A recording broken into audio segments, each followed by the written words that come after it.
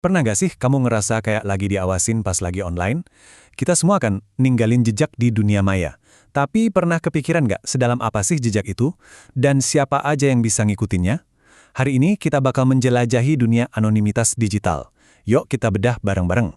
Coba deh, kita jujur-jujuran sama diri sendiri. Apa aktivitas online kamu itu beneran privat? Bayangin sebentar, setiap kali kamu ngeklik, setiap pencarian, setiap pesan yang kamu kirim, itu semua ninggalin jejak digital. Dan jejak itu sering banget lebih jelas dari yang kita kira, dan bisa nunjuk langsung ke identitas asli kamu. Nah masalahnya, kalau jejak itu jatuh ke tangan yang salah, muncullah ancaman nyata yang namanya doxing. Ini bukan lagi sekedar pelanggaran privasi loh. Ini udah jadi senjata yang bisa dipakai buat neror seseorang dengan cara nyebarin informasi pribadinya ke seluruh dunia. Inilah kenapa anonimitas itu sekarang bukan lagi soal kenyamanan, tapi soal keamanan. Oke, sebelum kita ngomongin solusinya, kita harus paham dulu nih masalah dasarnya ada di mana. Jadi gini, pada dasarnya internet itu kerja berdasarkan hubungan klien-server. Komputer kamu, si klien, minta data dari server yang nyimpan website. Simple kan? Di koneksi standar, cara kerjanya itu persis kayak kita ngirim kartu pos. Ada alamat pengirim, yaitu alamat IP kamu, dan ada alamat penerima, yaitu alamat IP websitenya. Nah, siapapun yang ada di tengah-tengah jalur pengiriman, entah itu provider internet kamu, pemerintah, atau bahkan hacker, gampang banget buat mereka ngintip dan baca. Privasinya nol besar. Nah, untuk ngelawan sistem kartu pos yang serba terbuka ini, muncullah sebuah solusi yang jenius, Tor, atau The Onion Router. Jadi apa sih Tor itu? Gampangnya gini, Tor adalah software gratis dan jaringan terbuka yang dibangun cuma buat satu tujuan, ngelindungin kamu dari pengawasan online. Tor ini memungkinkan komunikasi anonim, dengan misi utamanya buat ngembaliin kendali privasi dan kebebasan digital ke tangan kamu. Terus, gimana cara kerjanya? Kok bisa bikin kita anonim? Nah, ini bagian yang seru. Yuk kita kupas lapis demi lapis cara kerja Tor. Kunci kejeniusan Tor itu ada di namanya sendiri, bawang, atau onion dalam bahasa Inggris. Jadi data kamu itu nggak dikirim telanjang gitu aja, tapi data itu dibungkus berlapis-lapis enkripsi. Nah, setiap lapisan inilah yang jadi kunci buat nyembunyiin perjalanan data kamu di internet. Gini alurnya, pertama, data kamu dibungkus pakai 3 lapis enkripsi. Lalu, data itu loncat ke titik pertama namanya relay masuk, di sini lapisan paling luar dibuka.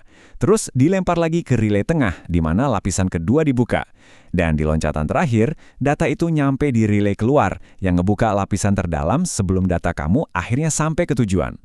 Nah ini dia bagian paling pentingnya, nggak ada satu titik pun di sepanjang jalur itu yang tahu rute lengkapnya. Setiap relay itu cuma tahu dia dapat pakai data dari mana dan harus ngirim kemana selanjutnya, cuma itu. Ini yang bikin ngelacak dari titik awal sampai akhir jadi susah banget, bahkan hampir mustahil. Oke, kita udah ngerti cara kerjanya. Sekarang yuk kita bahas wilayah tempat Tor ini sering dipakai, sekaligus kita lurusin 2 istilah yang sering banget ketukar, Deep Web dan Dark Web. Coba bayangin, internet itu kayak gunung es. Bagian yang nongol di atas permukaan air itu surface web.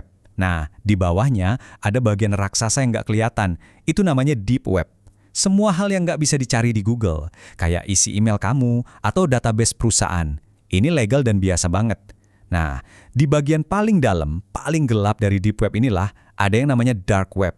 Ini adalah area yang sengaja disembunyiin dan cuma bisa diakses pakai alat khusus, ya, kayak Tor. Tabel ini ngejelasinnya lebih rapi lagi. Internet yang kita pakai sehari-hari itu surface web, bisa diakses dan bisa diindeks sama Google. Terus ada deep web, bisa diakses tapi nggak diindeks. Dan yang terakhir, dark web, aksesnya terbatas dan jelas nggak diindeks sama sekali. Salah satu ciri khas situs di dark web adalah alamatnya yang unik. Biasanya diakhiri dengan .onion. Alamat ini tuh spesial, cuma bisa dibuka pakai browser Tor. Karena pada dasarnya dia beroperasi di jaringan paralelnya sendiri, beda dari internet yang biasa kita pakai. Oke, teorinya udah cukup, sekarang kita ngobrolin prakteknya. Tahu cara kerja Tor itu satu hal, tapi yang jauh lebih penting adalah gimana cara pakainya biar kita tetap aman. Banyak dari kita mungkin lebih kenal sama VPN kan? Nah, VPN itu ibarat kamu nyewa satu perantara buat nyembunyiin alamat kamu. Tapi masalahnya si perantara ini masih bisa lihat semua yang kamu lakuin. Tor beda. Daripada pakai satu perantara, Tor itu pakai jaringan relawan global yang terdesentralisasi. Data kamu dilempar-lempar secara acak di antara mereka, jadi hampir mustahil buat dilacak, karena nggak ada satu pihak pun yang megang kendali penuh.